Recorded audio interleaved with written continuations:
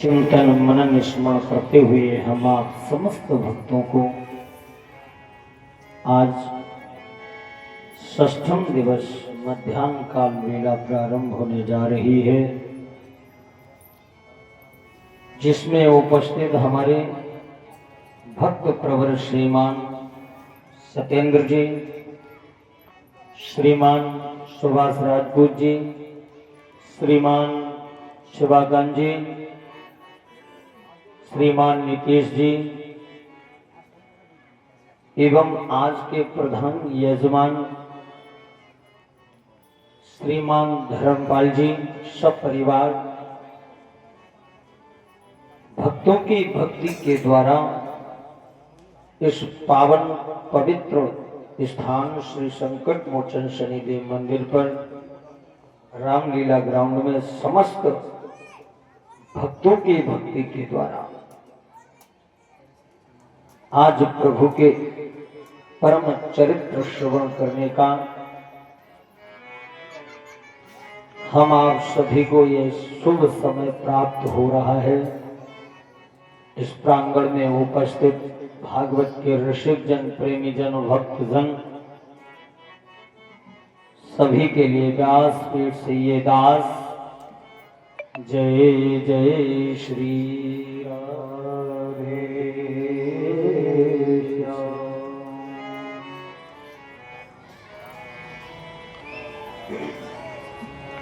तो मैं निवेदन करूंगा यजमान जी से, कुछ याद है या भूल गए? याद है कल जो वाणी को ग्राम दिया गया, क्या याद रहा? गिरिराज भगवान की पूजा हम आप सभी ने मिल करके इस पावन पवित्र प्रांगण में की, सुना भी और पूजन को किया भी। भगवान ने इंद्र की पूजा इसलिए बंद कराई, अहंकार खत्म करने के लिए। प्रभु का काम है कि अहंकारी को दंड देना और उसका अहंकार खत्म कर देना। भगवान का भोजन क्या है? भगवान का भोजन ही अहंकार है। जब ही ज्यादा अहंकार हो जाए तभी प्रभु की शरणागति पकड़ लो और समर्पण कर दोगे तो मामला बन जाएगा। अगर अपने आप को अकड़ में बैठा दिया तो मामला ही बिगड़ जाएगा। इसलिए मामला न बिगड़े, वो सही बना रहे, उसके लिए सर्वप्रथम हम आप सभी मिलकर के प्रभु के चरणों में 2 लाइन से वंदन करें और फिर श्री हर चर्चा में प्रवेश करें।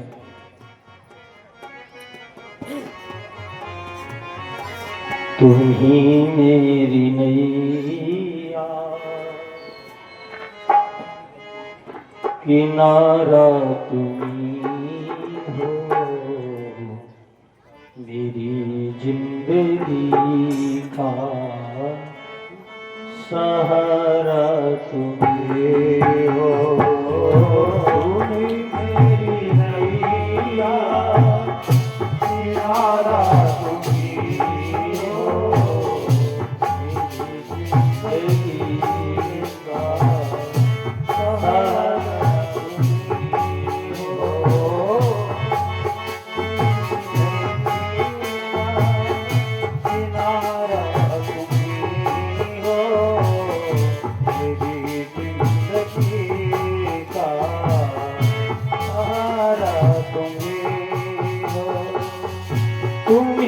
सूर्य बनकर चमकते हो प्यारे, तुम्ही सूर्य बनकर चमकते हो प्यारे, तुम्ही बिजली बनकर कड़कते हो प्यारे।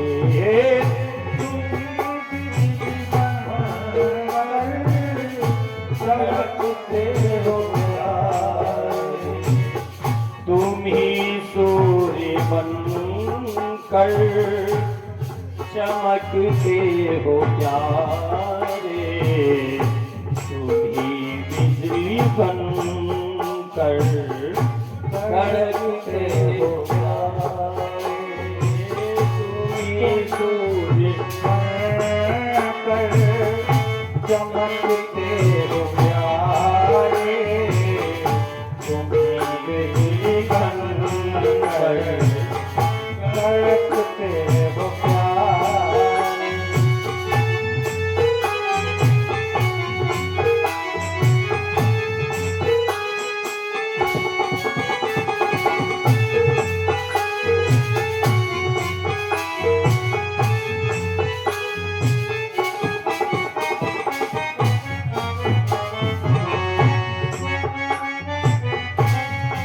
तुम्ही चांद तारे सितारा तुम्ही हो, तुम्ही चांद तारे सितारा तुम्ही हो, तुम्ही चांद तारे सितारा तुम्ही हो,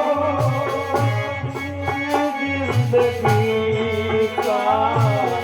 सारा तुम्ही हो, तुम्ही मेरी नैया किनारा तुम्ही हो, मेरी जिंदगी का सहारा तुम्ही हो, तुम्ही मेरी नैया सारा तुम्ही हो, मेरी जिंदगी का सारा तुम्ही हो।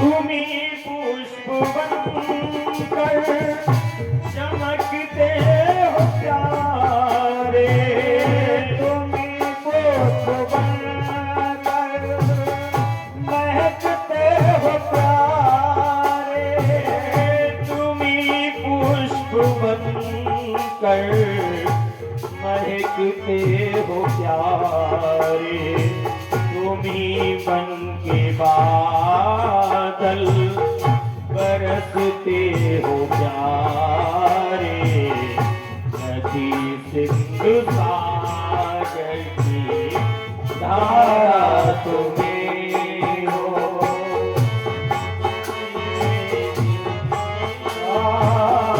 किनारा तुम्ही हो, मेरी जिंदगी का सहारा तुम्ही हो, तुम्ही मेरी नैया किनारा तुम्ही हो, मेरी जिंदगी का सहारा तुम्ही हो, तुम्ही मेरी नैया किनारा तुम्ही हो,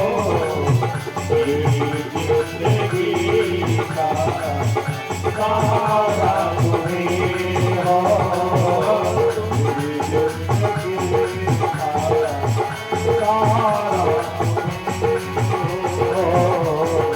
जिंदगी का सहारा तुम्ही हो, जिंदगी का सहारा तुम्ही हो, जिंदगी का सहारा तुम्ही हो,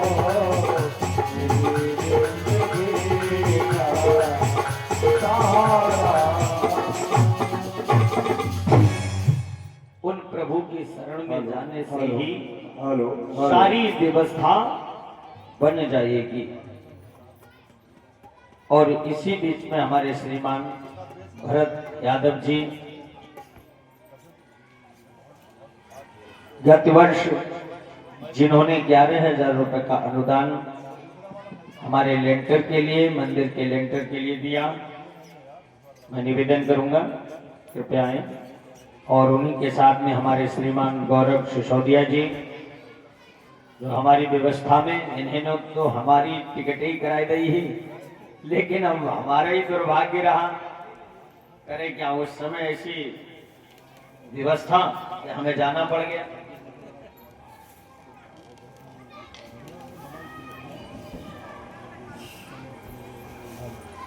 hello hello hello hello hello hello बच्चे, हेलो हेलो।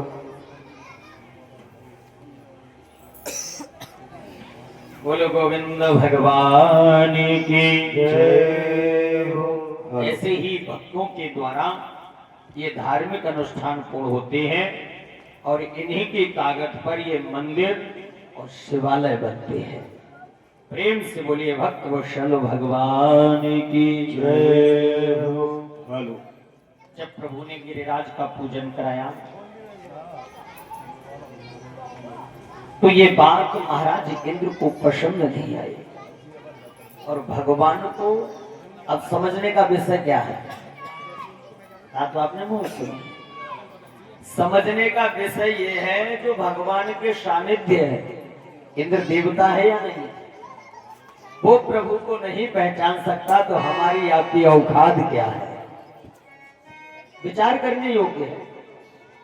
सोचिए, इतना अहंकार में वशीभूत हो गया, और हम आपको थोड़ा कुछ मिल जाए तो अहंकार हो जाए तो कौन सी बड़ी बात है। विचार करिए कि जो कि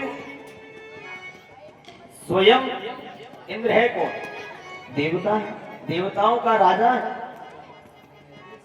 वो नहीं पहचान पा रहा है कि ये है कौन। प्रभु की यही लीला है। आज श्री भगवान ने कृपा करी कि इंद्र को इतना अहंकार हो गया कि भगवान को नहीं पहचाने, अपने राजकोष वालों को आदेश दे दिया, जाओ वर्षा करो, पूरे ब्रज मंडल को डुबा दो, इन्होंने हमारी पूजा नहीं की है, इनको बताओ कि मेरा प्रताप क्या है। जो दुनिया को ताप, शाप, प्रताप देता है, आज उसी के लिए प्रताप दिखाने को इंद्र ने अपने सभी मेघों को भेज दिया। अब पूजन करके जब सभी एकत्रित हुए थे, घनघोर बादल छाए, घटाओं को देख करके सभी भयभीत हुए और दौड़ करके प्रभु के पास आए। बोले, कन्हैया, मैंने पहले ही मना किया था ना कि तुझे ऐसा नहीं करना है। नंद बाबा ने भी मेरी बात को नहीं माना, सब अपना अपना ज्ञान देने लगे। उसी समय भगवान ने कहा कि तुम्हें विश्वास नहीं है अपने इष्ट पर, अपने प्रभु पर तुम्हें विश्वास नहीं है। शिवाकांत जी कहाँ है? शिवाकांत जी, वहां देखो, तुम्हें दिखाई नहीं दे रहा है? दान दाता दान ला रहे हैं, कम से कम अपने हाथों से तो उठाइए। पांडाल के अंदर कोई भी हमारी बहन वजन उठा के न ला पाएगी, कहाँ है व्यवस्थापक सभी? तुम्हें शर्म ही नहीं आ रही है? बताओ। सब व्यवस्थापकों को सतर्कता के साथ रहना पड़ेगा। ये हमारी किरण बहन जी, इन्होंने विशेष योगदान शिवालय के लिए और पूजन के लिए और भंडारे की व्यवस्था के लिए बधाई। प्रेम से बोलिए भक्त वत्सल भगवान की जय हो। अहंकार के वशीभूत और उसी अभिमान में वहां कुछ जो मन विचलित करने वाले ग्वाल वाल गोटी जन जो भगवान के पास जाकर के निवेदन आग्रह करते हैं कि प्रभु अभी ये हो क्या रहा है। बोले, चिंता मत करो, तुम्हें विश्वास नहीं है, तुमने जिसकी पूजा की है उसी के पास चलिए।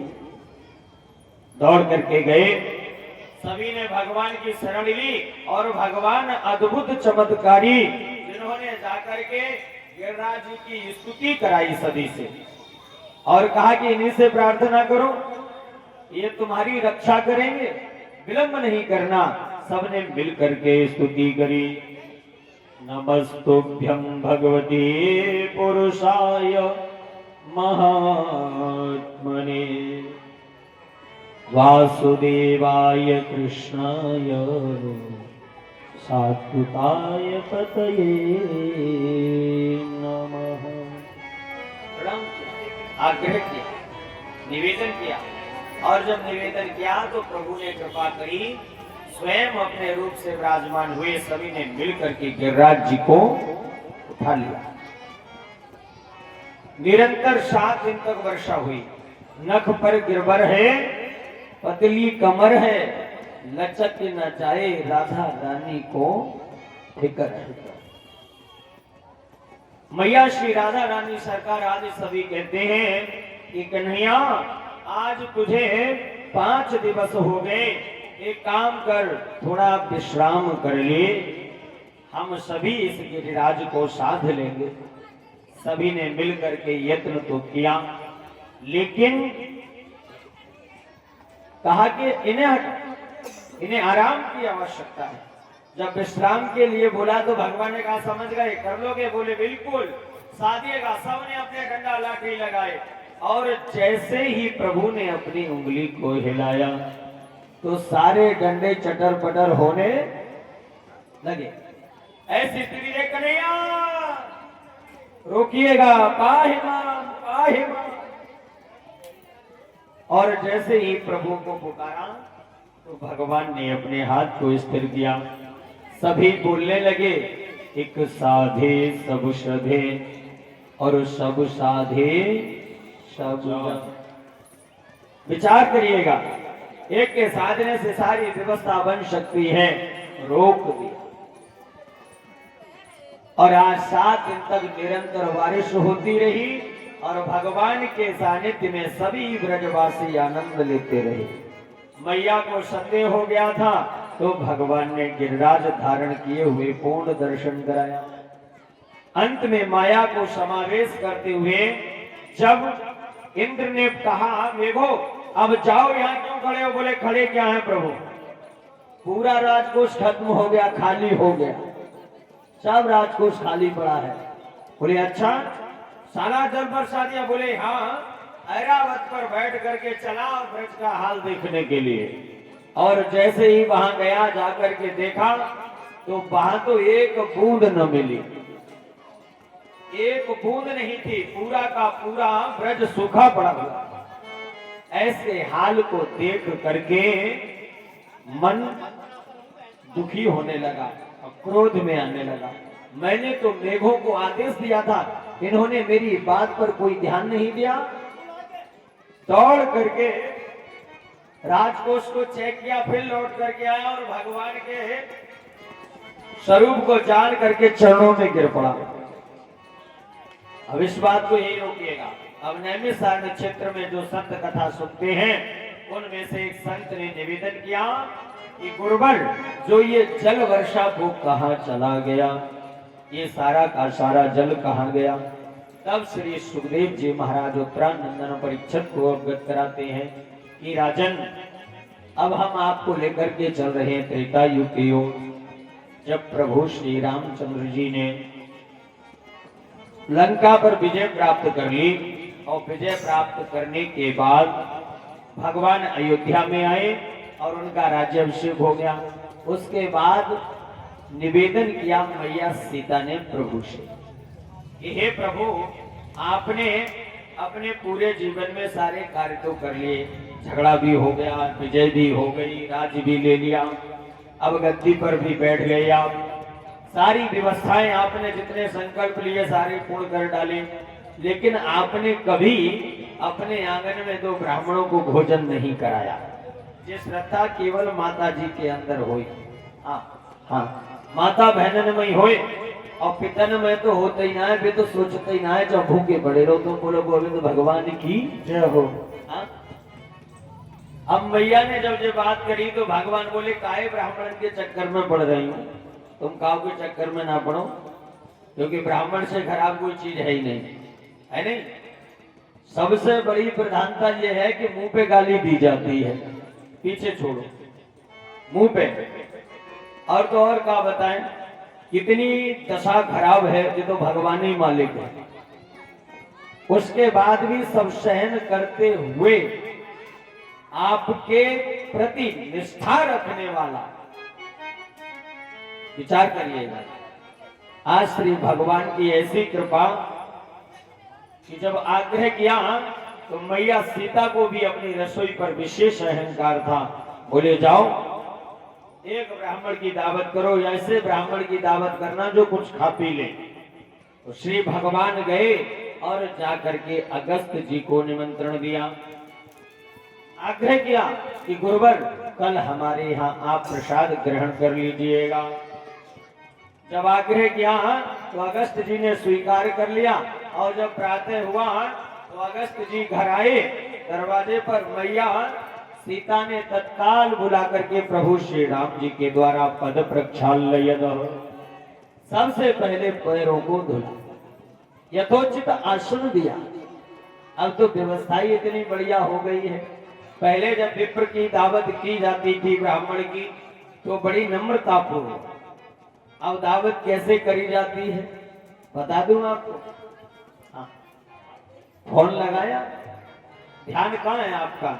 आज देखो, आगे अगर बैठा करो तो हमारी तरफ ध्यान रखो, क्योंकि अगर गाड़ी के ड्राइवर के पास में कोई बैठ करके थोड़ा भी झिक जाए तो गाड़ी पलट जाएगी। उसी प्रकार से अगर आगे बैठना है तो मौन धारण करके बैठिए। अब बात करनी है तो बहुत बड़ा पांडाल है, काऊ कोने में बैठ जाओ, कोई दिक्कत ही नहीं, आराम से बोलो गोविंद भगवान की जय हो। तो गाड़ी हमारी पलटन मत दो, है ना। हाँ, और लाइव चल रहा है, और देखो अगर मामला इधर उधर होगा तो मामला बिगड़ जाएगा, इसलिए बोलो गोविंद भगवान की जय हो। इसलिए मैं आपसे आग्रह कर रहा हूं कि जब ब्राह्मण को दावत दी जाए तो क्या अनुरोध करते हैं, क्या कहते हैं?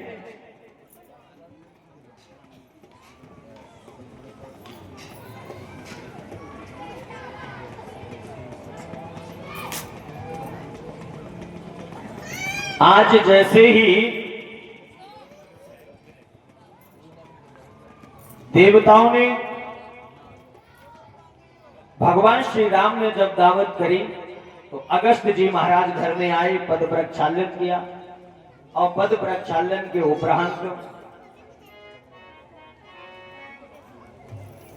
मैया सीता थाल लेकर के आई, और मैया सीता ने सुंदर भोजन की थाली लगाई, अगस्त जी के सामने रखी। और हम आप किस तरीके से ब्राह्मण को दावत करते हैं, मास्टर ने ध्यान दो, हाँ मामला बिगड़ जाएगा। और जैसे ही उन्होंने दावत करी तो क्या किया, निकाला टेलीफोन और लगाया कान पर, बोले पंडित जी हैं कहाँ? बोले हाँ हैं, कि कल ठीक 11 बजे हमारे यहाँ भोजन कर जाना। समझ में आ रहा है या नहीं? बच्चे भूखे नहीं रहने चाहिए, टाइम से आ जाइएगा। अब तुम दावत कर रहे हो हमारी, या हमारी खटिया खड़ी कर रहे हो? बोलो गोविंद भगवान की जय हो। आपको सही बताएं, हमारी जो चश्मा भाई दीदी बैठी है ना जो, हाँ, अब इन्होंने डिस्टर्न किया, अब इन्होंने हमसे, सही बता रहा हूं, बहनों का, माताओं का जो निवेदन है ना, आग्रह, ममतत्व भरा हुआ है। इनके ममतत्व से ही पूरा पेट भर जाता है, भोजन की आवश्यकता ही नहीं पड़ती। सत्य बता रहा हूं आपको। पिछली बार जब इन्होंने हमें बुलाया तो हम आपको बता नहीं सकते। इस तरीके से तुम्हें कैसे भाव को मैं बताऊं, मात्र भाव से भी बड़ा, ऐसे भाव से जो आग्रह करता है तो आप समझ लीजिए कि परमात्मा को भी जाना पड़ता है। और हम कहीं चले गए थे, लेट हो गए, है ना, तब तक हमारे इंतजार में ही बैठी रही। विचार करिएगा, ऐसा नहीं है कि इस पृथ्वी पर आज भी भक्त न है, लेकिन कुछ ऐसे भक्त हैं जो टेलीफोन पर ही डांट करके भोजन कराते हैं। अब जैसे ही पंडित जी पहुंचे, आसन दिया, बिठाया, मैया सीता थाली लाई, बढ़िया सुंदर भोग लगाया, दोनों हाथ जोड़े, और अगस्त जी ने जब थाली पर भोजन की पर दृष्टि डाली तो क्या देखा, छोटी छोटी कटोरियों में कई प्रकार के आइटम बने रखे थे। अगस्त जी बोले, पहले तो मैया एक बड़ा पात्र लाओ, उस बड़े पात्र में सभी को मिला करके एक साथ खाना प्रारंभ करें। सब क्यों? उन्हें स्वाद से कोई मतलब नहीं होता। आज जब भोजन की थाली तैयार हो गई, अब हम आप तो खाना भी भूल गए या नहीं भूल गए? पहले बेला कटोरा चलते थे, अब कहाँ चलते हैं? अब तो जानते भी नहीं होंगे। हाँ, और बेला कटोरा में जब दूध है या गरम सब्जी है, परस करके जब तक आपके पास आएगी तब तक भोजन करने योग्य हो जाएगी। अब छोटी कटोरी में गर्मा गर्म बना के रख दिए। एक बहन जी के स्वामी जी जा रहे थे ड्यूटी, अब उनकी धर्म पत्नी ने गर्मा गर्म आलू टमाटर बनाए और बढ़िया पराठा सेके और परोस दी छोटी सी कटोरी में सब्जी और रख दिए गर्मा गर्म पराठे। जैसे ही कौर तोड़ा, ग्रास तोड़ा और मुंह में लगाया तो आलू लगा जाके तालू में फूहा होने लगी। विचार करिए, अगर बड़ा पात्र होता तो ये मामला नहीं बिगड़ता। तो भोजन भी करें तो कैसे करें? ठंडा करके। देखिए, श्रीमद् भागवत जी की कथा हमें क्या सिखाती है? हमें मरना सिखाती है। क्या सिखाती है? अच्छा, ऐसा कोई व्यक्ति है जो मरे ना? हाँ, कोई है जो न मरे? कोई नहीं है ना, इस संसार में कोई नहीं है। पक्की बात। अच्छा, तो हमें उसकी तैयारी करनी चाहिए कि जो होना है, या हमें उसकी तैयारी करनी चाहिए जो न होना है? और तैयारी किसकी कर रहे हैं हम आप? जीने की। हम ही है सर्वस्व, जो है सब हम हैं, मेरे अलावा कोई इस संसार में है ही नहीं। जो भी करूंगा मैं करूंगा। अपने निजी अभिमान में बैठे झूठे, सच्चा भी नहीं, झूठे, क्योंकि ये सब झूठा ही तो है। आग्रह किया कि मैं ये जानना चाहता हूं। क्या जानना चाहते हो? कि ये संसार कैसा है? इसमें हम आप निरर्थकता में अपने आप को सार्थक बना करके बैठे हैं। ऐसी बड़ी विचित्रता है, इसका तो भगवान ही प्यारे मालिक है। रामचरित्र मानस हमें जीवन जीना सिखाती है।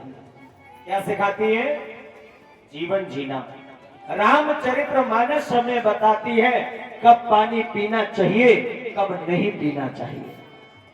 यहां तक लिखा है, अगर सही ढंग से पढ़ सको तो। आपको एक रामायण का उदाहरण दूं। आज के समय में हम आप जिस चीज को पढ़ते हैं उस पर ध्यान नहीं देते। जैसे कथा भी सुन रहे तो उस पर भी ध्यान नहीं दे रहे। कभी ध्यान उधर चला गया, कभी उधर चला गया। मैंने आपको क्या बताया था? एक केंद्रित होकर के, एकाग्र चित्त से जब आप पूजा में बैठे हैं तो भगवान के अलावा आपको कोई दूसरा नजर नहीं आना चाहिए। लेकिन हमारे विजयनगर की बहनन की तो जी तारीफ है कि उनको तो ध्यान ही केंद्रित है। हाँ, एक आध बहन है जो भूल जाती है, उन्हें हम याद लगाई देते, वो लोगों में तो भगवान की जय हो।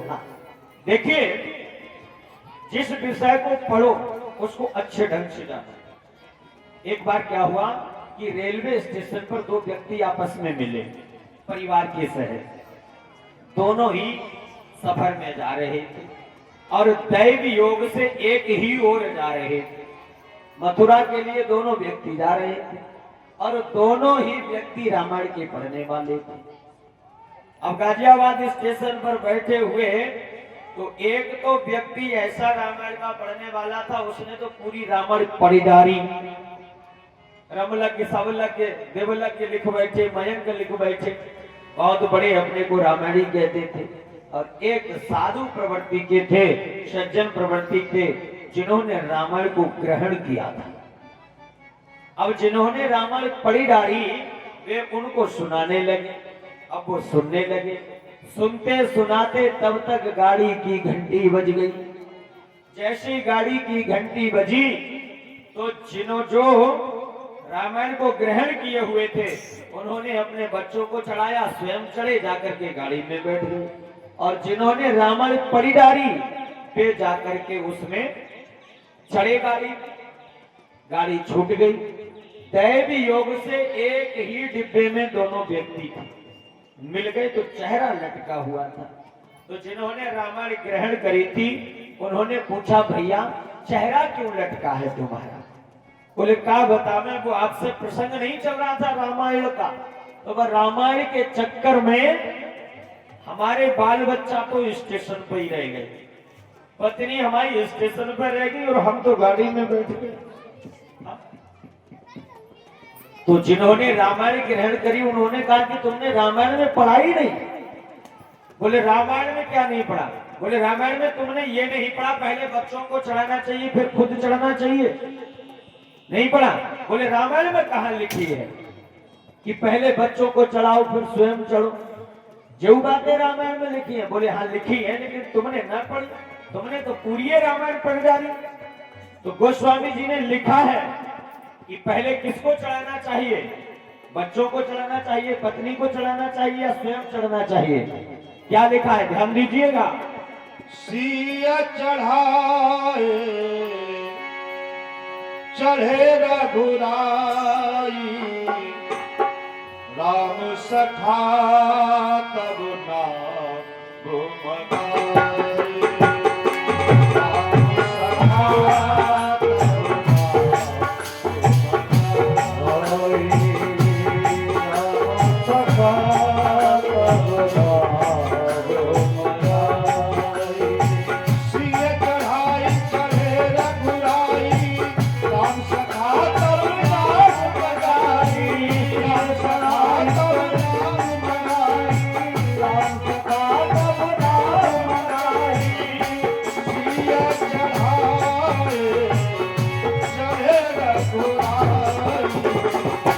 राम सखा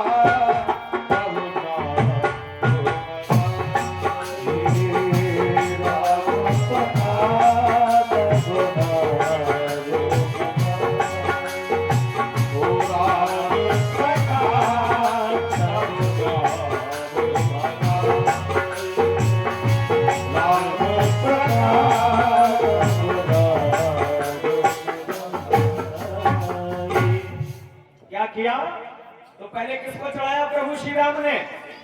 अरे नाव गाड़ी तो है, पहले किसको चढ़ाया? सीता जी को। सिय चढ़ाए चढ़ी रघुराई, राम सखा तब नाम मगाए। अब विचार करिए पहले कौन चढ़ा? सीता जी। अगर उन्होंने रामायण को पढ़ा होता और ध्यान दिया होता, इसीलिए हम आपको टोकते रहते हैं कि अगर भी आप कथा ढंग से सुनते रहे तब भी आपका मार्गीय करण हो जाएगा। ध्यान दीजिएगा, आज जैसे ही अगस्त जी ने भोजन प्रारंभ किया तो मैंने आपसे कहा नहीं था कि रामायण ही बताती है पानी कब पीना चाहिए। और जब भोजन प्रारंभ किया तो 1 दिन 2 दिन 3 दिन 4 दिन 5 दिन 6 दिन 8 दिन 9 दिन हो गए भोजन करते हुए। तो सीता मैया ने जाकर के कहा कि मुनिवर अर्ध भोजन हो जाए तो पानी पी लेना चाहिए। अगस्त जी बोले जब आधा भोजन हो जाएगा तो पानी पी लूंगा। अब चक्कर में पड़ गई, आधा भोजन 9 दिन में हुआ ही नहीं। अगस्त जी महाराज कहते हैं कि भोजन करने के बाद पानी नहीं पीना चाहिए, क्योंकि देवी चटरा अग्नि शांत हो जाती है और पेट में उपज हो जाती है। बोलो गोविंद भगवान की। इसलिए उन्होंने आग्रह किया। तो आज मैया सीता भोजन करा रही है। 18 दिन हो गए। दौड़ करके प्रभु के पास गई, प्रभु संभालो महिमा। बोले हम काय क्यों संभाले, भोजन तुमने करा रही हो, ब्राह्मण को तुम बुला रही हो, तुम्हें पता ही नहीं है। ब्राह्मण नहाया तो गजब ढाया, बताया था मैंने आपको। हाथ सूखा तो ब्राह्मण भूखा। और दूसरा, ब्राह्मण को भोजन कराने का एक नियम है, ऐसे ही नहीं होता। कैसे? जब भी भोजन कराओ तो कैसे परसना चाहिए? 4 बार, 2 बार और 1 कई बार। हाँ समझ लेना। और बाकी बाद जब आप पूरी लेकर के जाएं और पंडित जी महाराज के पास कहें लीजिए महाराज प्रसादी ग्रहण कर, एक लोगन में ना, तो धीयताम धीयताम परसते रहिए, जब पेट भर जाए तो सिंह गर्जनातः, जब शेर की तरह दहाड़ने लगे तब समझ लो मामला बन गया है, पेट भर गया है। स्थिति कैसी होनी चाहिए भोजन की बताओ। एक बार वृंदावन में एक छोरी की शादी भई, और जब छोरी की शादी भई तो बाकी सास दोपहर को चारपाई बिछा रही थी दोपहर को, तो नई नई घर में गई बहू, तो उसने कहा कि मैया जी कौन सी रीत रिवाज होए, दिन के 12 बजे चारपाई काय को बिछाई जाए, आसन लगाए रही हो निद्रा वाला। तो उसकी सास ने कहा कि बेटी तुम्हारे ससुर जो है वो दावत खाने गए हैं। तो उसने कहा दावत से चारपाई का क्या संबंध है? बोले जब दावत खा के आएंगे ना तो इतना भोजन करके आएंगे कि उन पर उठा बैठा नहीं जाएगा, सीधे चारपाई पर ही। तो बहू ने कहा कि माताजी बस, तो पिताजी काय को दावत खाए जाकर, इतनो थोड़ो खाए पाते। तो सास ने कही कि फिर तेरे बाप कितो खाते। तो बहू ने जवाब दिया कि मैया हमारे पिताजी जब दावत खाए जाए तो वहीं से चारपाई पर धर के, ऐसी स्थिति होनी चाहिए। आज वही स्थिति मैया अगस्त जी की करना चाहती है, लेकिन नहीं हो पा रही। दौड़ करके गई, प्रभु के चरणों में प्रणाम किया, प्रभु कृपा करिए। भगवान ने कहा समझ में आ गया? बोले सब समझ गई, मैं जो भी कार्य करो श्रद्धा पूर्वक करना चाहिए। आज मैया के रसोई को जो अहंकार था उसको भगवान ने खत्म किया, और श्री नारद जी के द्वारा, श्री हनुमान जी के द्वारा तुलसी दल दे करके अगस्त जी को परिपूर्ण किया। उसी समय दोनों हाथ जोड़ करके बोले देवी जल लेकर के आइए। दौड़ करके मैया गई कि प्रभु जल आप पिला दीजिए, भोजन मैंने करा दिया। अगस्त जी ने जाकर के, राम जी ने जाकर के अगस्त जी महाराज के दोनों हाथ जोड़े, प्रणाम किया कि गुरुवर जल मैं अभी आपको नहीं पिला सकता, जब द्वापर का युग होगा और उस समय मैं अवतार लेकर के आऊंगा, जब इंद्र का मैं अहंकार खत्म करूंगा, उस समय वो अपने अभिमान में आकर के ब्रज पर जल की वर्षा करेगा और उस जल का पान आपको करना पड़ेगा। वो भगवान ने उनसे आग्रह किया। अगस्त जी अपने घर गए और आज द्वापर के युग में जब उसने अपना प्रकोप किया तो उसी समय भगवान ने अगस्त जी महाराज का स्मरण किया और सारा का सारा जल श्री अगस्त जी महाराज ने पान किया। सभी ब्रजमंडल वासी बड़े प्रसन्न हुए। इस गोवर्धन भगवान की भगवान ने पूजा कराई। मैया यशोदा को बड़ी चिंता हुई। अब आपको एक चीज और मैं बताना चाहूंगा कि भगवान श्री कृष्ण को हम आप गलियों में घुमा रहे हैं। हाँ, कमंडल में वो क्या बोलते हैं, कंडिया में रख करके गलियों में घुमा रहे हैं। भगवान कृष्ण की सेवा बहुत कठिन है। क्यों कठिन है? कि हम उन्हें बाल स्वरूप मानते हैं। ये इससे पहले 56 भोग नहीं लगता था। भगवान को मैया 8 बार खिलाती है। कितने बार खिलाती है? 8 बार। कैसे खिलाती है? 4 पहर होते हैं दिन के, 4 पहर होते हैं रात्रि के। मनसा वाचा कर्मणा 3 प्रकार की भक्ति करती है। और उस मैया जब 8 बार प्रभु को प्रसादी देती है तो कितने दिन तक भगवान ने अपनी उंगली पर गिरिराज जी को धारण किया? कितने दिन? 7 दिन। अब 7 दिन का भोजन कितना हो गया? कितने बार हो गए? कितने पहर हो गए? 7 8 56 होते या नहीं? तो इसीलिए मैया ने अपने लाल को 56 भोग खिलाया, वो एक साथ में। अब आप अगर सेवा करते हैं तो 8 बार प्रभु को प्रसादी ग्रहण कराओ, उनकी सेवा करो। ये कार्य संतों को सौंपा गया है। देखिए हम आप ग्रस्त हैं, मैं ये मना नहीं करता कि आप भगवान की सेवा ना करें। सबसे बड़ा ग्रस्त होता है और ग्रस्त के पास सारी व्यवस्थाएं सौंप दी गई हैं। वो संतों की सेवा करे, धर्म की रक्षा करे, सारी व्यवस्थाएं तुम्हारे हाथ में है। इसलिए तुम्हारे लिए सब माफ है, लेकिन मर्यादा में, मर्यादा का उल्लंघन नहीं होना चाहिए। भगवान का कक्ष जहां है उनको उसी कक्ष में रखो। अगर हमारे बाप एमए बीएससी किए हुए हैं तो वो अपनी संतान को घर में ही पढ़ा सकते हैं, वो विद्यालय क्यों भेजते हैं, ये विद्यालय क्यों बनाए गए। इसलिए आपसे मेरा आग्रह है कि अपनी संस्कृति को बना करके रखिएगा। हमें आपको अपनी संस्कृति का खंडन नहीं करना है और अपने इष्ट का हमें अपमान भी नहीं करना है। आप उन प्रभु की व्यंगमयी मूर्ति को लेकर के इधर उधर नहीं जाइएगा। इस प्रकार से श्री सुखदेव भगवान श्राद्ध परीक्षित को अवगत कराते हैं कि राजन, भगवान ने उन गिरिराज जी महाराज के बारे में अवगत कराया और गिरिराज जी का भगवान ने उद्धार किया। प्रेम से बोलिए गिरिराज भगवान की जय। इसके उपरांत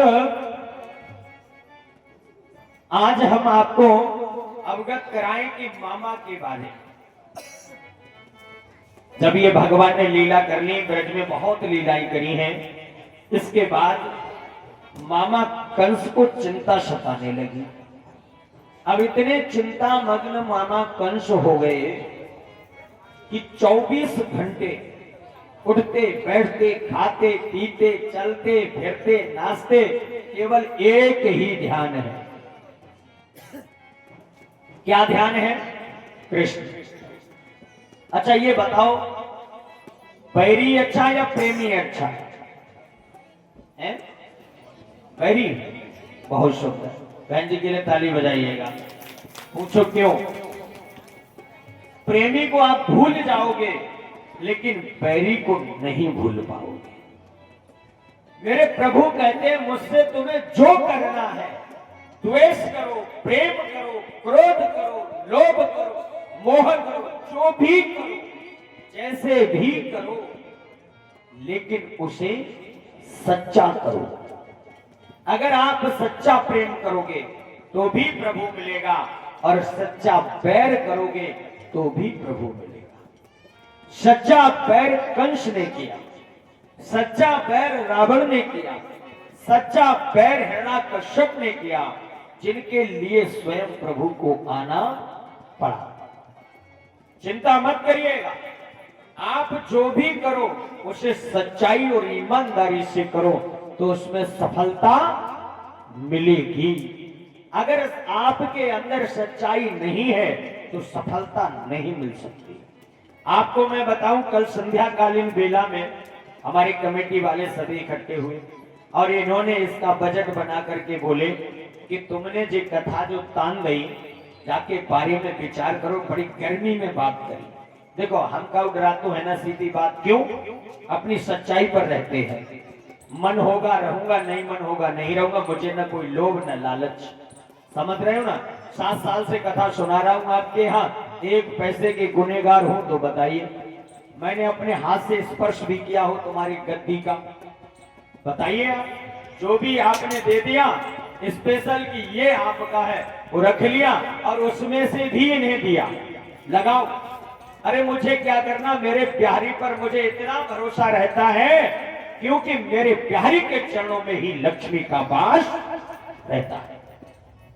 अगर लक्ष्मी के मैं मांगना चाहूं तो नहीं मिलेगी, लेकिन बिहारी को पकड़ लूं तो लक्ष्मी मैया को मेरे आगे पीछे घूमना पड़ेगा। क्यों पड़ेगा? क्योंकि मेरा प्रभु मेरे साथ है तो मेरी मैया को भी आना पड़ेगा। आपके आशीर्वाद से अब दूसरी जगह जाने के लिए हमारे पास सूचना आ रही है। उन्होंने कहा अपना मुंह खोलो। हमने कहा हमको जो खरीद थोड़ी रहे ना बेच रहे, मुंह का खोले। बताओ, आप बताओ गुरुजी इस बार क्या दक्षिणा लोगे? हमने कहा उनसे कि हमें दक्षिणा नहीं चाहिए, अगर भक्ति हो तो कराइए। तो कल शाम को इन लोगों ने भी हमें पूरी ताकत दिखा दी अपनी। क्यों? देखो लाइव तो नहीं चल रहा है तो चलने दो, क्या करें बताना तो पड़ेगा यार। तो क्या बात हो गई, होगी देखी जाएगी। मैंने जो हमारी जो कलश यात्रा में जो हमारी बहनें जुड़ी थी हमसे, तो 165 बहनें थी। सत्यता तो यही है। कितनी बहनें थी? 165। तो हमने अपनी व्यवस्था करी थी 200 बहनों की। हमने कि जब हम कलश बांटेंगे तो 200 महीने में हमारा काम बन जाएगा और 200 ही उठ पाएंगे, जो सत्यता है। और हमने जो कहते ही शब्द है कि इस बार हम कलश मंच से बोल गए थे कि इस बार जो कलश देंगे वो हम अपनी तरफ से देंगे। हाँ, जो बहुत आंखें दिखाई रहे थे, हाँ महामंत्री जो बैठे हैं नीचे, हाँ तो सुनो आप, हम छोड़िए काऊ ना, तो आप समझिएगा कि जो तान दिया है तुमने, ऐसी ऐसी व्यवस्था हो रही। कल बहन जी के उस पर भी जो है चर्चा कर रहे थे कि अब हम कैसे व्यवस्था करवाएं, कैसे क्या करें। तो हमने कहा हम बात करेंगे, तुम घबराओ मत, तुम्हें किसी की आवश्यकता नहीं है। जो व्यवस्था है वो जो हमसे है गलती है, अब हम क्या करें, कथा तो करनी थी कर बैठे, अब हमारी ही गलती है, ना हम यहाँ आए होते, ना कथा हुई होती, ना हमारी बहन जी की चैन टूटती। प्रेम से बोलो गोविंद भगवान की।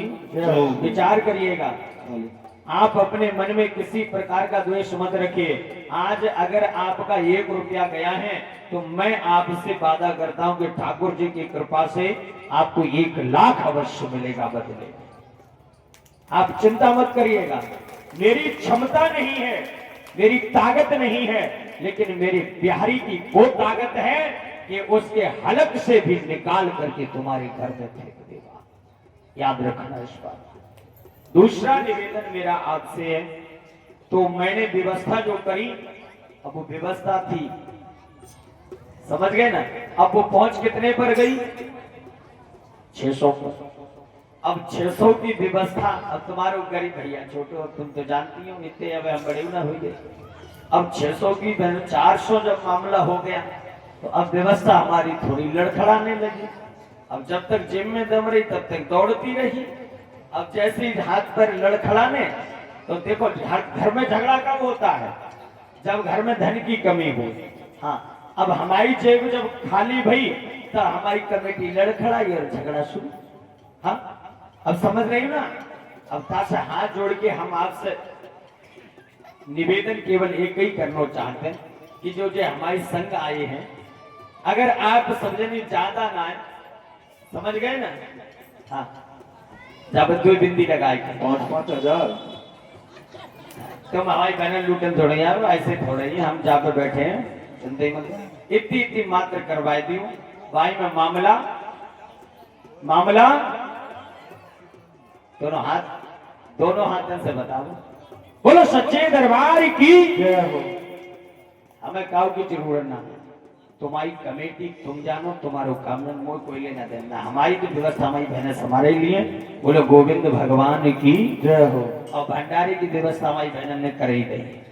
अब तुम्हारी रही तो अपना तुम पत्थर लगाओ, चाहे पत्थर में मूड मारो। बोलो गोविंद भगवान की जय हो। हाँ, हमें कोई जरूरत ना है काऊ।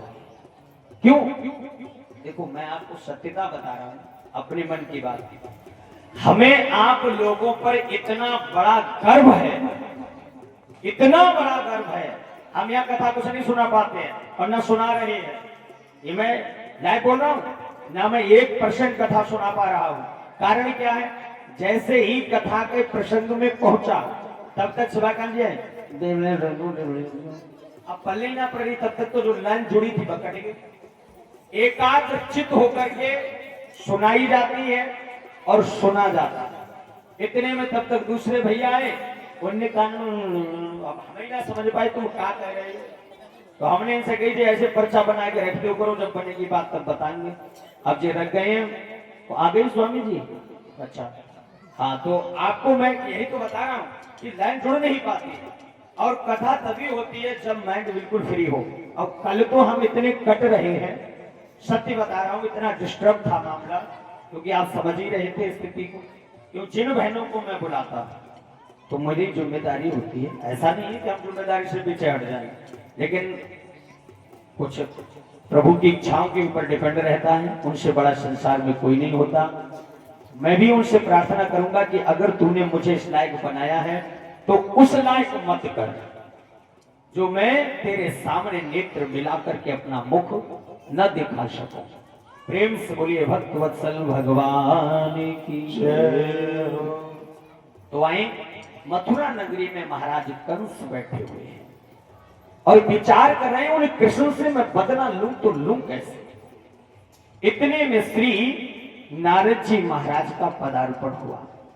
और जैसे ही नारद जी आए, वीणा हाथ में है, बोले नारायण नारायण। और नारायण शब्द के उच्चारण को सुनते ही मामला कंस का बन गया। दौड़ करके आया, चरणों में प्रणाम किया, क्योंकि मूर्ख और शंख दूसरे की धुनी से ही बजते हैं। याद रखना इस बात को। शंख रख दो और कहो बजो भैया, बजो, वो नहीं बजने वाला। उसको फूंक जब तक नहीं मारोगे तब तक नहीं बजेगा। और जैसे ही रख करके मुख पर फूंक मारी तो भगवान भी जग जाते हैं। और इससे बड़ी क्या बात होगी, बोलो गोविंद भगवान की जय हो। हाँ, ये ठाकुर जी की कृपा और उन नारायण की कृपा से आज श्री भगवान कहते हैं नारद जी कि कंस तू जिस चक्र में फंसा हुआ है उससे कोई नहीं निकाल सकता। तू ऐसा कर, कृष्ण से बैरी छोड़ दे। बोले नहीं प्रभु, हमें जो बताओ, हम आज जो मीटिंग कर रहे हैं, हमारी मीटिंग ये है कि कृष्ण से बदला लिया जाए, तो कैसे लिया जाए? कृष्ण को कैसे मारो? तो नारद जी बोले तुम कृष्ण को जानते हो? बोले हाँ मैं जानता हूं, नंद का छोरा है। बोले यही तो तुम्हारी मूर्खता है, तुमने आज तक कृष्ण के बारे में जान ही नहीं पाया। अब विचार करिए, कृष्ण के बारे में कंस ने जान ही नहीं पाया कि वास्तविकता है। तभी श्री व्यास जी महाराज ने लिखा, यशोदया सुताम कन्या देवक्या कृष्ण में वचः। व्यास जी महाराज कहते हैं और नारद जी कंस से कहते हैं कि कंस कान खोल करके सुन, यशोदया सुताम कन्या, जो तूने जिस कन्या को पटकना चाहा वो कन्या यशोदा की है, वो देवकी की नहीं है। देवक्या कृष्ण में वचः, वो जो कृष्ण है ना वो देवकी का पुत्र है। ध्यान रख, कंस चकित होने का और नारद जी की प्रत्येक बात को स्वीकार करता है, क्योंकि नारद जी ने ही सारा रास्ता दिखाया था। इसलिए नारद जी कहते हैं रामं च रोहिणी पुत्रम वासुदेवेन विम्यतः। निवेदन किया कि महाराज जो बलराम है वो रोहिणी के पुत्र, ये दोनों ही वसुदेव के। और जैसे ही वसुदेव का नाम सुना तो उसने तलवार को खींचते हुए कहा कि ऋषिराज, मैं इसी वक्त जाकर के देव ऋषि में उस वसुदेव की गर्दन को काट दूंगा। तलवार खींच ली। नारद जी ने कहा नारायण नारायण, इसीलिए तो तुम्हारी बुद्धि काम नहीं करती है कंस, जोश में तुमने होश खो दिया। नौजवान भाइयों ध्यान दीजिएगा, जब तक था जोश तब तक नहीं आया होश, और जब आया होश तो खत्म हो गया जोश। याद रखिएगा, जोश में अपने होश को मत खोइएगा, क्रोध में अपने होश को मत खोइएगा, आवेश को बना करके रखिएगा। परीक्षित जी महाराज, मुख्य यजमान जी, ध्यान दीजिएगा, जोश में कभी होश नहीं खोना चाहिए, उसको संतुलन में रखिए। अगर उस समय जाकर के कंस अगर वसुदेव की ओर तलवार उठा देता तो मैं नहीं कहता, नारद जी कहते हैं कि कन्हैया कंस एक बात याद कर, अगर तूने वसुदेव की तरफ दृष्टि भी डाल दी वो वासुदेव तेरी सृष्टि बदल देगा। और यही होता है जब क्रोध में व्यक्ति हो, उस समय बुद्धि और विवेक शून्य हो जाता और शून्यता में आकर के ऐसे कदम को उठा बैठता है कि उसकी सृष्टि ही बदल जाती है। याद रखिए, और आज यही स्थिति कंडीशन आकर के खड़ी हुई किसके सामने? कंस के सामने। और उनको संभालने के लिए कौन खड़ा था? नारद जी। संभाल लिया। नारद जी ने क्या कहा कि वासुदेव तेरी सृष्टि को बदल के रख देगा, इसलिए कान खोल के सुन। अब करूं क्या? बोले करना क्या है? करना यह है कि तुम एक काम करो, तुम्हें भोले बाबा ने धनुष दिया है। बोले हाँ दिया है। इस धनुष का परीक्षण कर लो। तुम इस मथुरा नगरी को सुंदर सजाओ, और जब मथुरा नगरी सज जाए और इसमें एक मेला लगवाओ, उत्सव मनाओ, और उस उत्सव में कृष्ण और बलराम को बुलाइए। और जब कृष्ण और बलराम आवे तब क्या करना है? घर में तो बिल्ली शेर हो जाए, तुम तो चक्रवर्ती सम्राट हो, बोलो गोविंद भगवान की जय हो। सही है ना? घर में तो सभी शेर हो जाए और तुम तो स्वयं शेर हो। अब खुद ही समझदार हो, करना क्या है? बोले नारद जी का मार्ग तो बहुत बढ़िया है। इस बात को सुन करके कंस ने अब विचार किया कि मथुरा को भेजूं किसे, मथुरा जाए कौन, और जा करके कृष्ण और बलराम को लेकर के यहां पर कौन आवे, किसको भेजा जाए। अब उन्होंने ये विचार किया, परामर्श किया, सभी मित्र मंडली को एकत्रित किया। अब वार्ता उनकी प्रारंभ हुई, और जब मिल करके उन्होंने एकाग्र चित्त से ध्यान लगाया और ध्यान लगा करके आग्रह किया कि मैं किसको बुलाऊं, ऐसा कौन है जो भगवान श्री कृष्ण से अत्याधिक प्रेम करता हो और मेरे भय के अंदर रहता हो। कामयाबी वही ले पाएगा जो दोनों पक्षों में मिला हो, वही इस कार्य को कर सकता है। ये विचार किया अपने मन में, और विचार करने के बाद जब दृष्टि डाल करके मथुरा नगरी में देखा तो केवल एक व्यक्ति नजर आया। वो कौन है? अक्रूर जी महाराज। और श्री अक्रूर जी महाराज को बुलाने के लिए एक सैनिक भेजा, जाओ जाकर के अक्रूर को बुला करके लाई। आज वो सैनिक चला, संध्या का समय है, सभा लगी हुई थी। उसने जाकर के दरवाजे पर कुंडी बजाई, कपाटं द्वारं देहि। जैसे ही प्यारी कुंडी खुली और श्री अक्रूर जी महाराज की दृष्टि पड़ी, ये कंस का दूत मेरे दरवाजे पर क्यों, क्या कारण है, मेरे दरवाजे पर क्यों आया, क्या कारण है? आप जानते हैं ना, अगर कोई दुष्ट प्रवृत्ति का व्यक्ति तुम्हारे दरवाजे पर आकर के खड़ा हो जाए तो आप ये समझो कि आप डरते नहीं, अपने सम्मान की, अपनी प्रतिष्ठा के कारण आप भयभीत हो जाएंगे। जब पता नहीं है क्या बोल देगा, मेरी प्रतिष्ठा खत्म हो जाएगी। और ये क्यों आया है? और उसने आते ही कहा कि अक्रूर जी घर पर हैं क्या? कपाटं द्वारं देहि। जैसे गोद खोला, सामने आकर के खड़ा हुआ। बोले क्या इच्छा है तुम्हारी?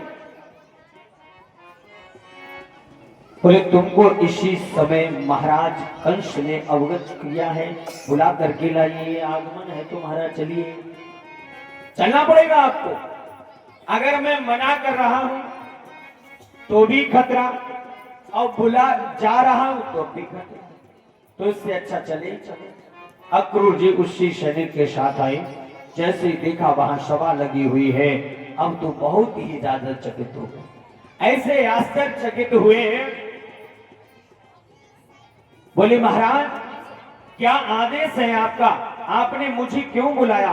बोले आपको इसलिए बुलाया गया है कि आप इसी समय तत्काल जाएं वृंदावन, और वृंदावन से उन दोनों छलियों को लेकर के आवे।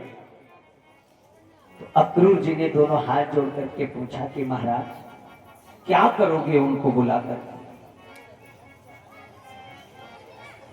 उन्हें बुला करके आप क्या करेंगे? आपके मन में क्या चल रहा है, मैं ये जान सकता हूं? कंस ने डांटते हुए कहा, मैं उन दोनों को बुला करके मारूंगा।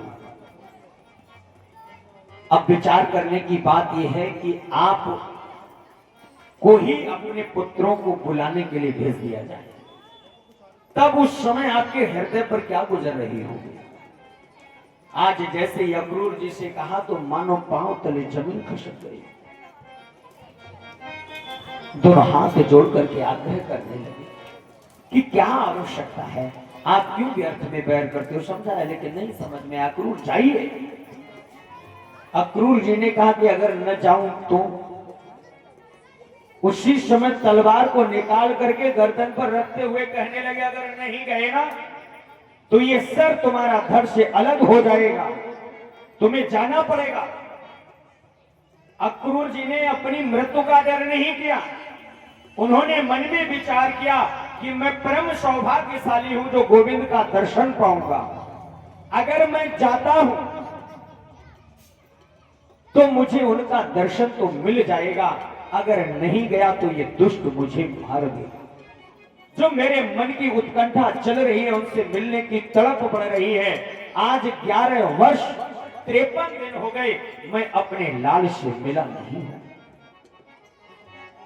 एक बार तो मुझे ये अवसर मिलेगा और उसका दर्शन करने मात्र से ही मेरा मन प्रसन्न चित्त हो जाएगा। अब मैं जाने को तैयार हूं। और उसी क्षण दूसरा विचार हृदय में प्रकट हो जाता है कि अरे दुष्ट, तूने जन्म इसीलिए लिया कि तू जाकर के अपने लाल को ला करके इस काल के मुख में डालेगा। तू बड़ा ही निर्दयी है, निष्ठुर है, तू तो क्रूर है। स्वयं को कोसने ऐसी विषम परिस्थिति में खड़े हुए श्री अक्रूर जी महाराज विचार कर रहे हैं। इतने में चीखते हुए कंस ने आदेश दिया कि अभी तक समझ में आया या नहीं। आ गया समझ में। शीघ्रता से गमिताना मित्रों तत्स्थानो सुबह धीरे धीरे वहां से चल दी। और जब वहां से धीरे धीरे चले तो अर्धरात्रि के समय से अपने घर तक आने में प्रातःकाल होने वाला है। ब्रह्म मुहूर्त का समय है।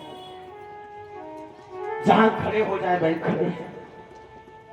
नेत्र सजल है। हृदय में केवल एक ही चिंतन चल रहा है कि गोविंद, आज तुमने मुझे ऐसी परिस्थिति में लाकर के खड़ा कर दिया। कौन सी स्थिति है? भयगत सांप छछूनर केरी। अगर यहां रहूं तो भी दिक्कत, वहां जाऊं तो भी दिक्कत। ताऊ रहीम कैसे निभे देर केरी कोशन। इसके साथ रहूंगा तब भी अंग फटेंगे और वहां भी जाऊंगा तो हृदय फटेगा। अब मैं क्या करूं? चिंता में केवल एक ही लगी हुई है मुरलीधर की, गोविंद तेरे अलावा कोई मार्ग देने वाला नहीं है। ये सोच ही रहे थे, तब तक मार्ग नहीं, मार्गी आ गया। उस कंस के घोड़ों के टापों की आवाज को सुनकर के अक्रूर जी समझ गए अब तो जाना ही पड़ेगा। रथ आकर के लग गया, सारथी उतरा, बाघ हाथ में थमा दी। अक्रूर जी शीघ्रता से जाइए, महाराज का आदेश है। उस पर बैठने के लिए तो सामर्थ्य ही कहां थी। लड़खड़ाते हुए पहले जुड़ी पर कदम रखा और उस रथ की डोर को पकड़ करके उसमें बैठ गए। दोनों नेत्र सजल है। धीरे धीरे रथ चलने लगा। जहां घोड़े रुक जाते हैं तो उनसे कोई ये कहने वाला नहीं है कि आप आगे बढ़िएगा। वो खड़े हैं। उन अश्वों ने इस बात को विचार किया, वो ब्रज का घोड़ा ये सोच रहा है कि मैं परम सौभाग्यशाली हूं। हम आप कथा में बैठ करके भी नहीं श्रवण कर पा रहे हैं। वो घोड़े सोचते हैं कि मैं परम सौभाग्यशाली हूं। इस दैत्य के बोझे को ढोते ढोते मेरा मन दुखी हो रहा था।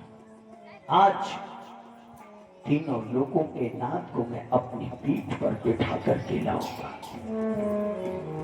मन में विचार किसके? उन घोड़ों के चल रहा है। और जानते ही आप, हित अनहित पशु पक्षी जाना।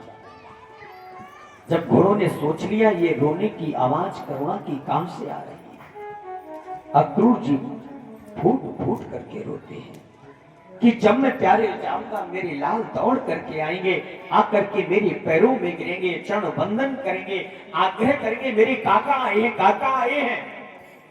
तब मैं उन्हें क्या जवाब दूंगा? वो मुझसे पूछेंगे काका मेरे लिए क्या लाए हो?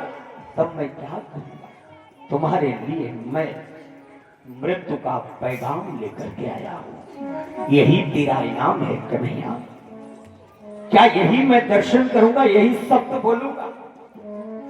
हृदय फटा जा रहा है। इस आवाज को सुन करके उस रथ में जुटे हुए अश्वों की अश्रु धाराएं बह रही है।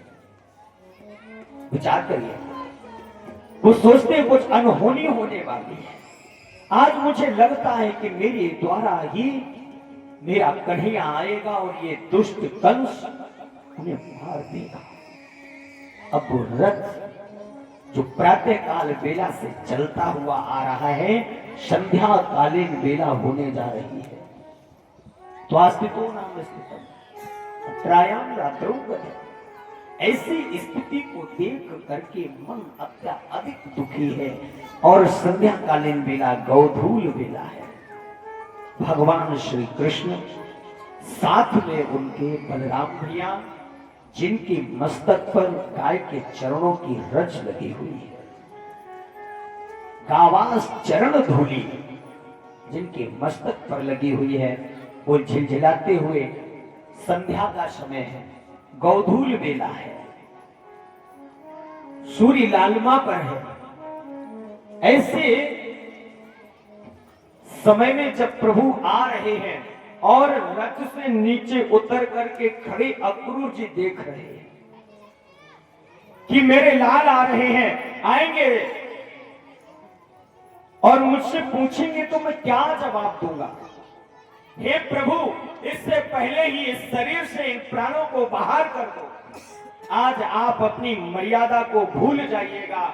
आपने तो मुझे ऐसी परिस्थिति पर लाकर के खड़ा कर दिया है गोविंद कि मैं न इधर और न उधर क्या करूं? कोई तो मुझे मार्ग दीजिए। ये विचार ही चल रहा था, इतने में दौड़ करके भगवान ने उनके चरणों में मस्तक को रख दिया। अक्रूर जी ने अपना सर नीचे नहीं झुकाया, क्योंकि नेत्रों में यमुना और गंगा बह रही है। अगर नीचे को सर झुकाएंगे आंसू टपक जाएंगे।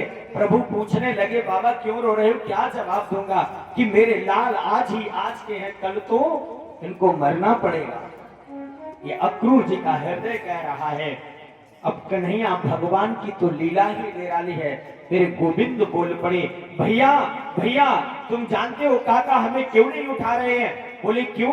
क्योंकि ये रथ चला करके आए, इनके हाथ थके हुए हैं, हमें आपको उठना पड़ेगा, हमारे काका थक गए हैं। ऐसे शब्दों को सुन करके हृदय फट गया, फूट फूट करके रोने लगे।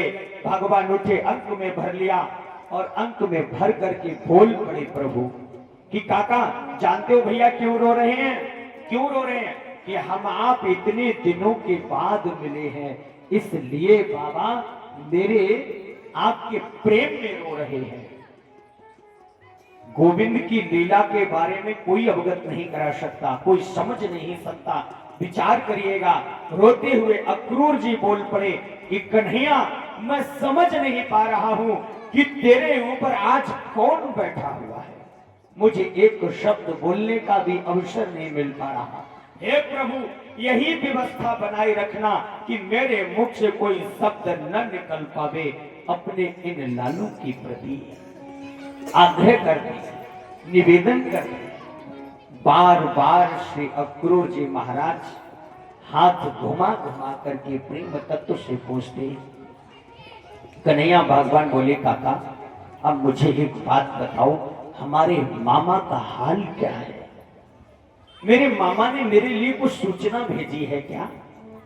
आज तक तो मेरे मामा ने जो भी पैगाम मेरे लिए भेजा, जो भी संदेशा भेजा, और जितने भी अपने मामा ने भाई और सगे संबंधी भेजे, काका मैंने उन्हें वापस नहीं जाने दिया, मैंने उन्हें सही स्थान पर पहुंचा दिया। अक्रूर जी और ज्यादा संदेह में आ जाते हैं। विशेष संदेह में पड़ जाते हैं कि काका, मैंने किसी को वापस नहीं जाने दिया। जितने भी आए, जैसी परिस्थिति में आए, मैंने उनकी वही व्यवस्था कर डाली। आप भी चिंता मत करना, मैं आपको भी खाली नहीं जाने दूंगा। समझ में आ रहा है ना? मैं खाली नहीं जाने दूंगा, मैं स्वयं आपके साथ चलूंगा। ये संदेश शब्दों में भगवान श्री कृष्ण ने दे दिया और चलते चलते इतने में ही नंद बाबा का सामना हो गया। भगवान ने कहा, काका देखो हमारे बाबा हैं, मिलो। और छोड़ करके प्रभु भाग गए और उन्होंने आपस में अंक भर करके दोनों मित्र मिले और जितना भी प्रेम दर्शा सकते थे आपस की मित्रता का दर्शाया। और अंत में श्री अक्रूर जी महाराज ने कहा कि नंद, मैं एक आग्रह करना चाहता हूं। नंद बाबा ने हाथ पकड़ा, रास्ते में आग्रह नहीं होता है, ये हमारे शिष्टाचार के विरुद्ध है। आइए, ला करके उनको कक्ष में बिठाया। इतने में भगवान गौशाला से गायों को छोड़ करके आए और आ करके उन्होंने क्या देखा कि मैया यशोदा गेट पर खड़ी हुई मेरी प्रतीक्षा कर रही है। मैया यशोदा की कन्हैया पर दृष्टि पड़ी और अंतःकरण से आवाज निकल पड़ी। मैया का हृदय कहता है कि यशोदा, इस चरण रज लगे हुए मस्तक को तू अंतिम बार देख ले। ये अवसर तेरे जीवन में दोबारा नहीं आएगा। यशोदा, इस कन्हैया के मुख मंडल पर लगा हुआ ये गाय के चरणों का समावेश संगम अंतिम बार देख ले। ये तेरे जीवन में दोबारा नहीं मिलेगा। दौड़ करके भगवान आए, चरणों में गिर पड़े। मैया, आज पता है हमारे घर में काका आए हुए हैं। मैया, काका आए हुए हैं। उसी समय मैया ने अंक में भर लिया, गोद में बिठा करके हाथ घुमा घुमा करके कहती है, कन्हैया आज मुझे कुछ अच्छा नहीं लगता। मेरी तो केवल एक ही इच्छा है कि मैं पूरी रात्रि, पूरे दिवस तेरा ही दर्शन करती रहूं, मैं तुझे अपनी गोद से हटाऊं नहीं। भगवान कहते हैं कि मैया, आज तुझे क्या हो गया है? मैया बोली, कन्हैया तू बातें ना बना, मेरा हृदय कहता है कि अब ये दुलार मैं तुझे दोबारा जीवन में नहीं दे पाऊंगी। मैया ने भगवान को नाना प्रकार से माखन, मिश्री आदि पदार्थ खिलाए। खिलाने के बाद संध्या के समय भगवान श्री को सुंदर सैया लगाई और उस सुंदर सैया में भगवान को ले जाकर के लिटाया। आवाज लगाई, हृदय की केवल एक ही आवाज कि आज अंतिम बार इस सैया पर अपने लाल को मैं सुला लूं। इसके बाद ये बिस्तर लगाने का, इस शैद को सजाने का मुझे अवसर दोबारा नहीं मिलेगा। लेटा करके मैया ने चादर डाल दी और चादर डाल करके बैठ गई, मुख मंडल को ताकती रही। अंतिम बार इसको देख ले,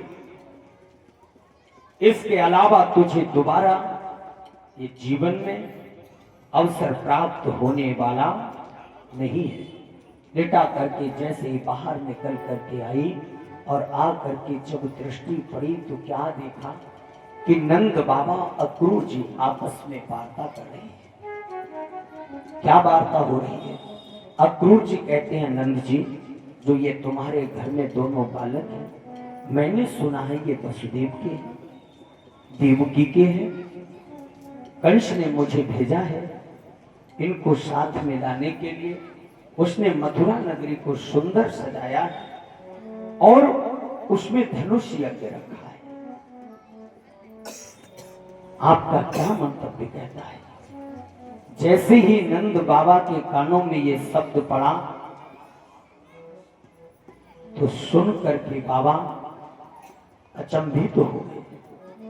अक्रूर, अगर तुम मेरे मित्र न होते तो आज मैं तुम्हारी गर्दन भी काट सकता था।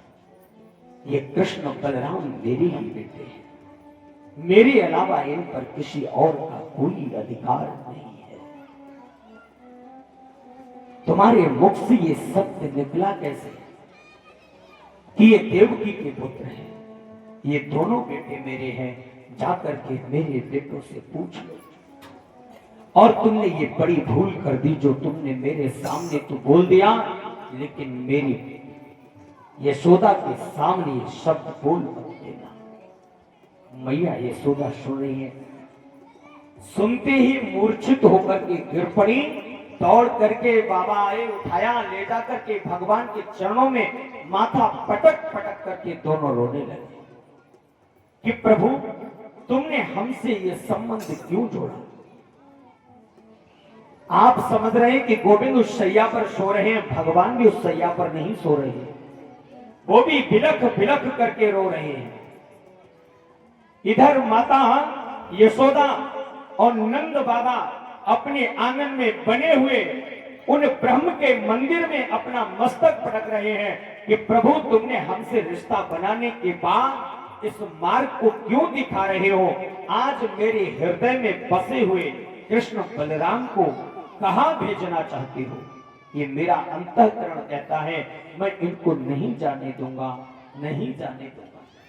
अक्रूर जी ने आकर के नाना प्रकार से समझाया, अवगत कराया, यही सत्य है, ये देवकी और वसुदेव के ही पुत्र है। प्रातः दौड़ती हुई मां गई, चद्दर को हटाया और जैसे ही कृष्ण को देखा कि भगवान सो रहे हैं, भगवान सो नहीं प्रभु रो रहे हैं, मैया ने अंक में भरा। हृदय से एक ही आवाज आई, यशोदा इसे अंतिम बार देख ले। बाहर निकाल करके सुंदर स्नान आदि करा के सुंदर वस्त्र धारण किए। आज प्रभु 11 वर्ष 54 दिन के होने जा रहे हैं। मैया यशोदा ने नाना प्रकार के वस्त्र पहना डाले, कभी इसे पहनावे उतारे, दूसरे पहनावे, नाना प्रकार का श्रृंगार कर रही है। भगवान मौन खड़े हैं। आज मैया यशोदा ने कहा कि लाला आज तक तुमने वस्त्रों को धारण नहीं किया। आपको प्रभु की एक प्रभुता और बता दो, मेरे गोविंद ने अपने 11 वर्ष 53 दिन तक अपने शरीर पर सुंदर वस्त्र धारण नहीं किए, कभी पीतांबर तो कभी काली कमल। क्यों? प्रभु जानते हैं वही कोई ऐसा मेरा मित्र न हो जिसके पास सुंदर वस्त्र न हो, इसलिए वो मुझसे दूरियां बना ले। मेरे प्रभु ने अपने पैरों में पादुका नहीं पहनी, अपने पैरों में प्रभु ने न पादुका पहनी न वस्त्र पहने। आज मैया सजा रही, गोविंद खड़े हुए। मैया ने पूछा कि लाला आज तू एक शब्द नहीं बोल रहा है, मौन खड़े होकर के मैं जौन सा श्रृंगार करूं उसी को स्वीकार कर रहा है, क्या कारण है? भगवान बोले, मैया आप हमसे कहा करती थी ना कि कन्हैया तुम बहुत बड़ा शरारती है, तो रुक जा, तू सुधर जा। मैया आज मैं सुधर गया, आज से मैं तेरी एक एक बात का पालन करूंगा। बिलख करके मां के नेत्र सजल हुए, अंक में भर लिया कि लाला आप तो मेरे पूर्ण रूप में समझ में आ गया कि आज के बाद तू बात ही नहीं, तू मुझे दोबारा मिल भी नहीं सकता।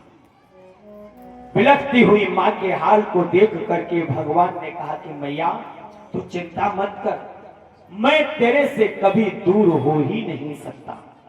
ये वार्ता हो ही रही थी, पूरे ब्रज मंडल को ये अवगत हो गया, वृंदावन धाम को, कि भगवान श्री कृष्ण के लिए अक्रूर जी महाराज रथ लेकर के आए हैं और उस मामा कंस ने संदेशा भेजा है, उन्हें बुलाया है, अक्रूर लेने आए हुए हैं।